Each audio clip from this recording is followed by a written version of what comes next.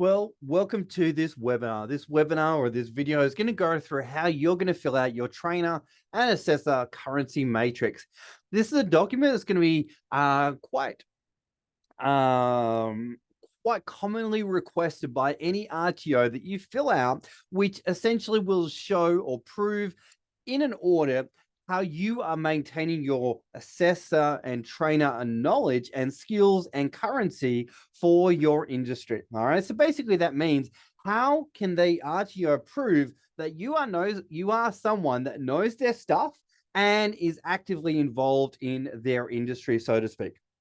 So in this webinar, we're basically going to quickly go through the template and we're going to give you some suggestions on how to fill out each of the sections. All right. So as always, watch this webinar a few times and pause the recording if you need to at any time to capture all the information that you need there. So let's jump into it. So on the left-hand side, we've got personal details. So you can drop your name in there. Industry training package. So hypothetically, if you work in hospitality, you would drop in hospitality, and then you would drop in hospitality training package. If you work in childcare, you would drop in childcare and then childcare training package, right?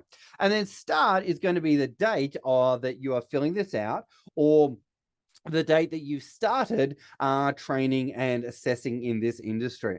All right. So then we come down, we got job role and expectations, training, preparation, delivery. What kind of tasks would you be responsible for doing in the world of training delivery there? All right. Assessment practice. What kind of things are you assessing people doing within your training and assessing?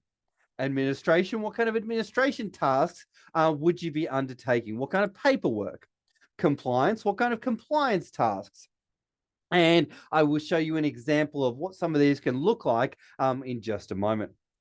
Coming down, we've got this section here, vocational training areas and delivered and assess.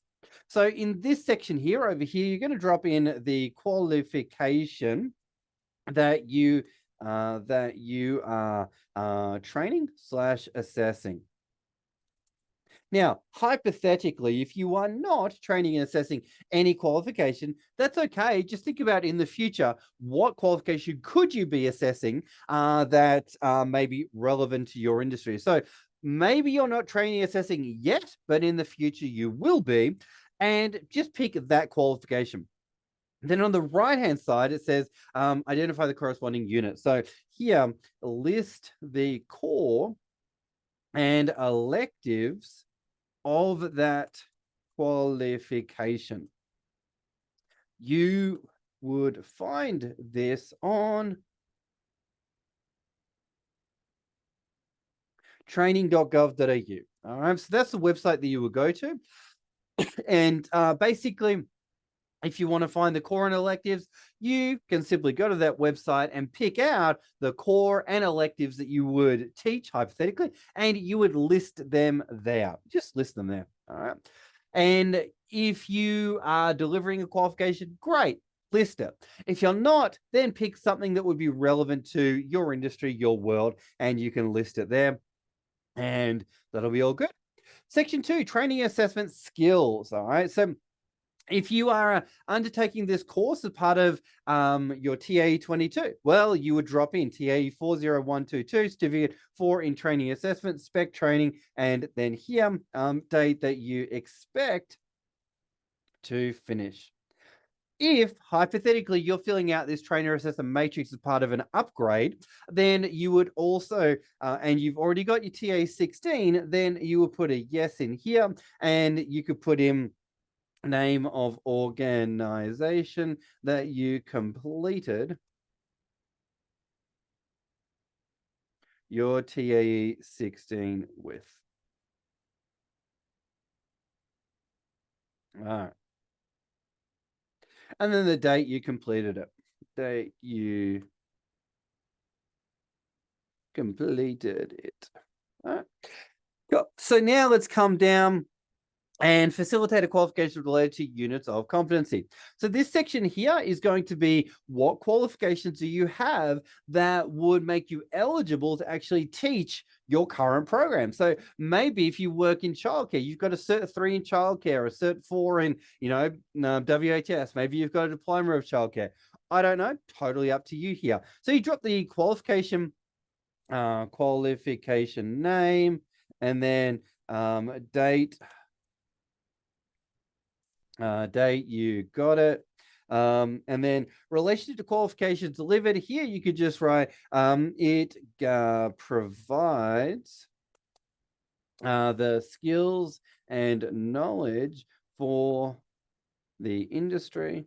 And then scan on file, you can just drop a yes for that one. All right, so you list all the qualifications that you have that would make you eligible to teach in your industry or your field there. All right. And there's no minimum, there's no maximum on how many qualifications you need to list, but it's whatever qualifications would make you relevant or up to date or, I guess, qualified to teach in your industry. Coming down, we've got vocational currency in here. I like to think about this section as where have you worked or done activities that would prove that you are up to date in your industry.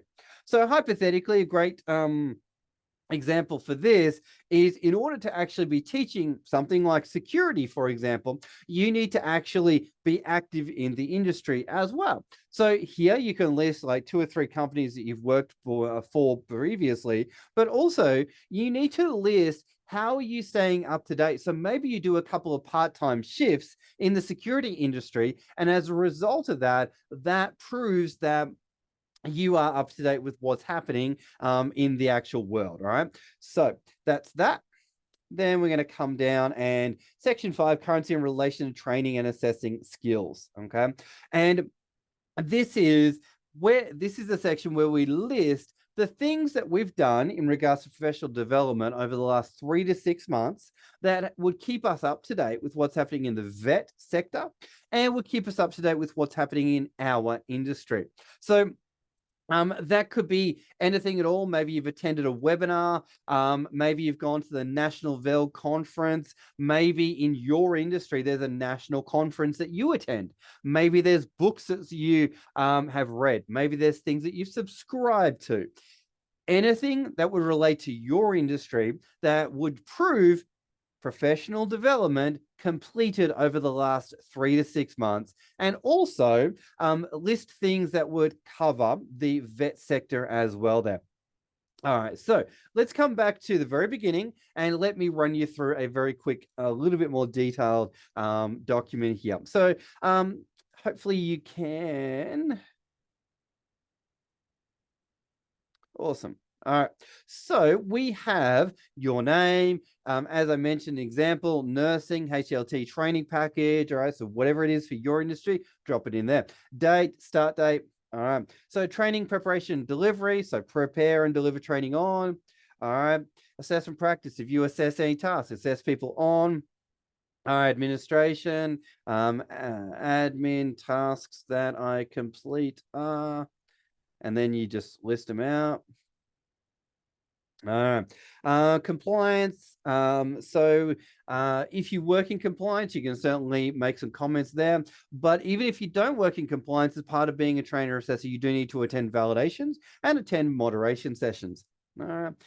Validation, vocational training areas delivered and assessed. All right. As the instructions show, qualification you will be delivering.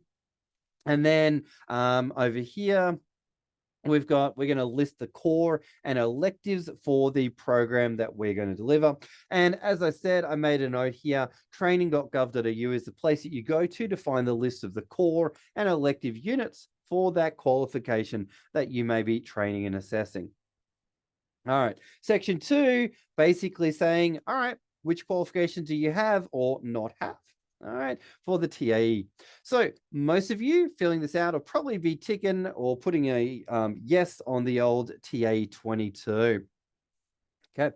Hypothetically, if you do have any of the diplomas or TAE skill set, you could make a note there. All right.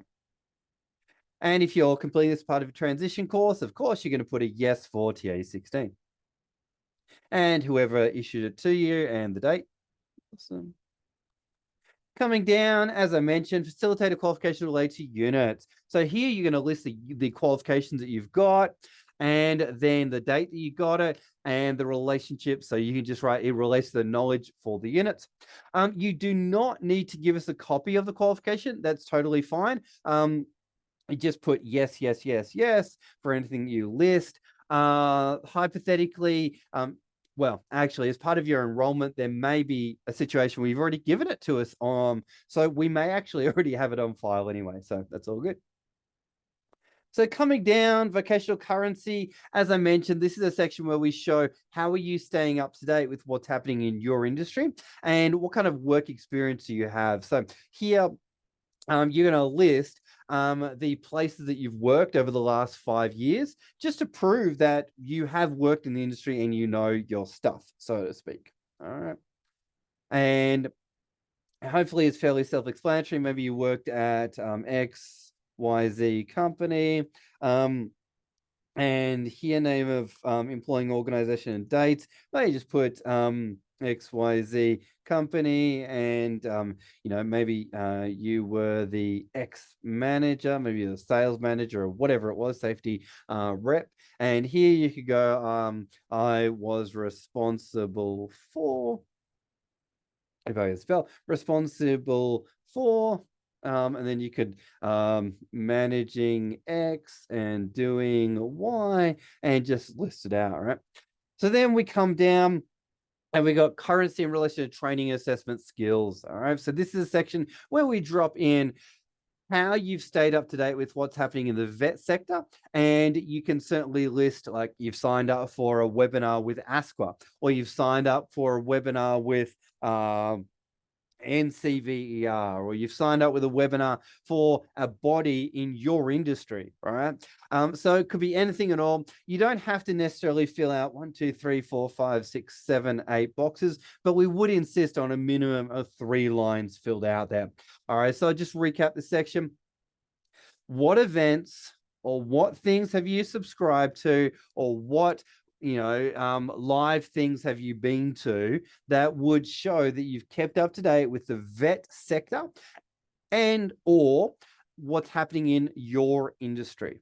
Okay, hopefully that makes sense there. If you have any questions at all about how to fill out your trainer matrix, just let us know. But caveat is it's going to be completely different for every single person. And as long as you filled out each section in a little bit of detail, that is what we are looking for there, folks. And we are fully aware that some people, because you're doing a TAE at the moment, may not actually be actively delivering training and assessing or yet. So it would make sense that sometimes when you need to list some of the units, that you're going to need to imagine what those units could be that you will be delivering training on in the future. All right. So hopefully that's made sense, and you won't have too many problems filling it out. But if you do, you know where to find us. Thanks so much for watching the video, and we wish you the very best.